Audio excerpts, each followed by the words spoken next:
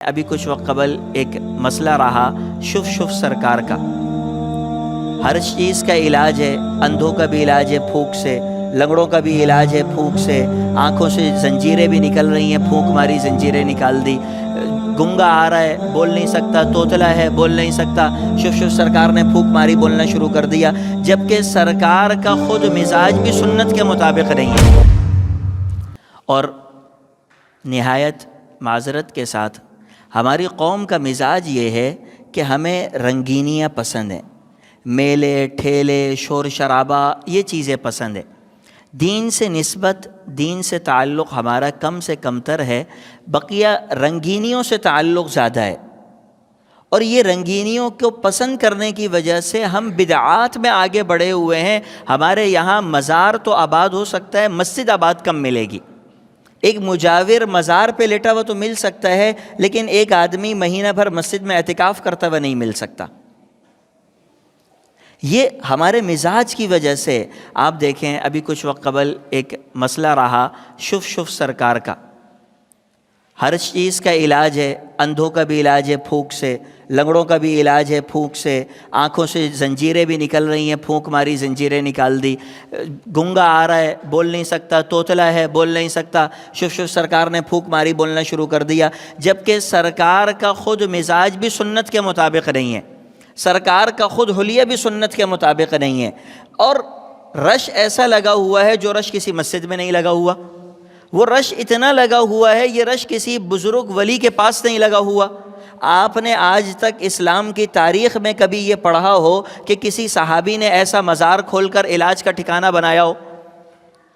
کسی نبی کے بارے میں آپ نے پڑھا ہو کہ حضرت موسیٰ علیہ السلام اللہ کے نبی تھے، اور حضرت موسیٰ نے ایک مرکز کھولا ہوا تھا جہاں لوگوں کو وہ لاٹھی کے ذریعے ان کا علاج کیا کرتے تھے کہ لاٹھی مار دی علاج ہو گیا۔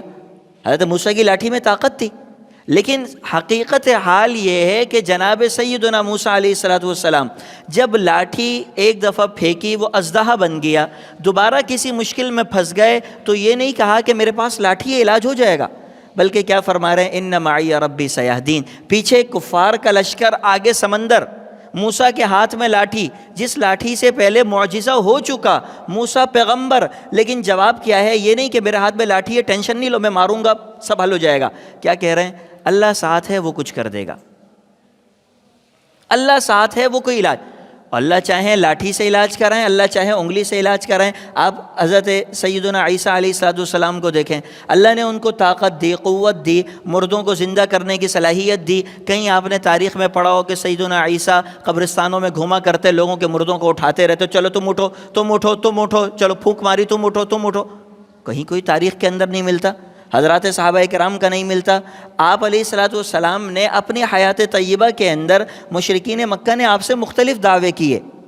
آپ سے یہ سوال بھی کیا، او یکون لک بیت من زخرف،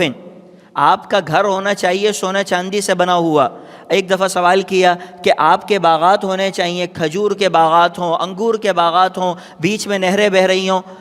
آپ نے کوئی جواب نہیں دیا۔ آپ سے سوال کیا کہ جی آپ ایسا کریں کہ اڑ کر آسمان میں جائیں، کتاب لے کر آسمان سے نیچے آئیں، ہم آپ پر ایمان لے آئیں گے، آپ نے کوئی جواب نہیں دیا۔ تو کرامت کا انکار نہیں ہے، کرامت بزرگوں سے ہوتی رہتی ہے، اور اللہ رب العزت ان سے صادر کرواتے ہیں، لیکن بزرگ کرامت کا سینٹر نہیں کھولتے ہیں، بزرگ حضرات کرامت کو بیچ رہے نہیں ہوتے ہیں۔ ایک آدمی کا حلیہ ہی سنت کے مطابق نہ ہو اور وہ ولی اللہ ہو، ولی اللہ کا مطلب کیا ہے، جو اللہ کے قریب تمہیں لے کے جائے، اور اس کا اپنا حال یہ ہے کہ وہ خود اللہ کے قریب نہیں، کبھی کس رنگ کے کپڑوں میں، کبھی کس رنگ کی حالت کے اندر، اور وہ ولی اللہ ہیں، اور قوم کا اتنا بڑا مجمع ان کے پیچھے ہے کہ علامان والحفیظ، کوئی ان کے خلاف بول دے تو دباؤ آ جاتا ہے کہ جی سرکار کے خلاف بیان کیسے ریکارڈ کرا دیا۔ لیکن ہمارا کام ہے حقیقت بتانا، اور میں یہ عرض کروں کہ ہماری یہ عجیب بدقسمتی کہہ لیں، کیا کہہ لیں، کہ ہم میلے ٹھیلے شور شرابے کو، ہنگامے کو پسند کرتے ہیں، ہم یکسوئی کے ساتھ عبادات کو پسند ہی نہیں کرتے، ہم سنجیدہ مزاج علماء کو پسند ہی نہیں کر رہے، ہم سنجیدہ مزاج افراد کے پیچھے چلنے کو تیار نہیں ہیں۔ ان سے بڑے بزرگان دین اس دنیا میں موجود ہیں، مگر ان کے پاس رش نہیں ہے۔ اس لیے کہ ان کے پاس شور شرابہ، تماشا، ہلہ گلہ، تفریح، خواہش پرستی یہ چیزیں نہیں ہیں۔